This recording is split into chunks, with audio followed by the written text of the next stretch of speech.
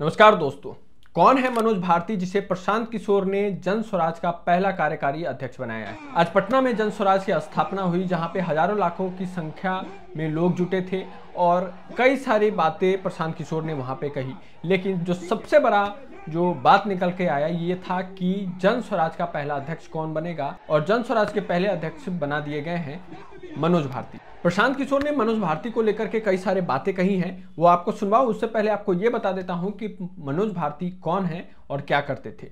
मनोज भारती की जो शुरुआती शिक्षा थी वो सरकारी विद्यालय से हुई मधुबनी में। उसके बाद उन्होंने नेत्र हाट की परीक्षा दी और नेत्र हाट से उन्होंने बाकी की पढ़ाई की। उसके बाद वो आईआईटी का एग्जाम दिया, आईआईटी का एग्जाम उन्होंने क्लियर किया और आईआईटी का एग्जाम देने के बाद वहां से ग्रेजुएशन किया। फिर दिल्ली के आईआईटी से उन्होंने मास्टर्स करा। इस पे हम आगे चर्चा करेंगे। पहले आपको प्रशांत किशोर का वो बयान सुनाते हैं जिसपे उन्होंने मुकेश भारती को लेकर के कई सारे बड़ी बातें कही हैं। दल के कार्यवाहक अध्यक्ष के तौर पर मनोज भारती जी जो अनुसूचित समाज के हैं, लेकिन ये प्रशांत किशोर से ज्यादा काबिल आदमी है। प्रशांत किशोर आईआईटी नहीं गए हैं, ये आईआईटी गए हैं। प्रशांत किशोर आईएफएस नहीं हैं, ये सज्जन आईएफएस रहे हैं। 4 देशों में भारत के राजदूत रहे हैं, बिहार का गौरव बढ़ाया है।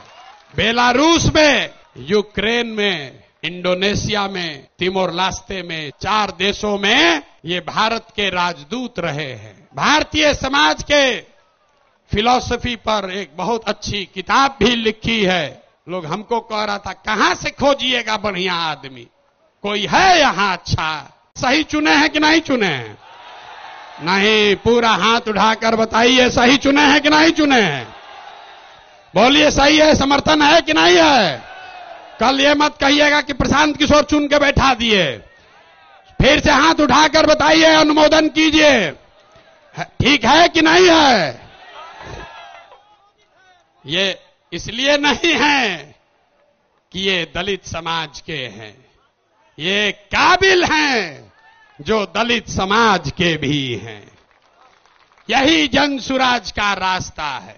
तो दोस्तों, आपने सुना कि किस तरह से प्रशांत किशोर ने मुकेश भारती को लेकर अपनी बातें रखी हैं और बताया है कि ये मुझसे भी काबिल हैं और बहुत ही अच्छा काम करेंगे। ये चिंता का विषय बन गया है बाकी दूसरी पार्टियों को लेकर कि पहले ये तो दलित हैं और दूसरे कि ये पढ़े लिखे हैं, तो इनको काउंटर कर पाना बाकियों के लिए बहुत ही मुश्किल होने वाला है, वो आसान नहीं होगा।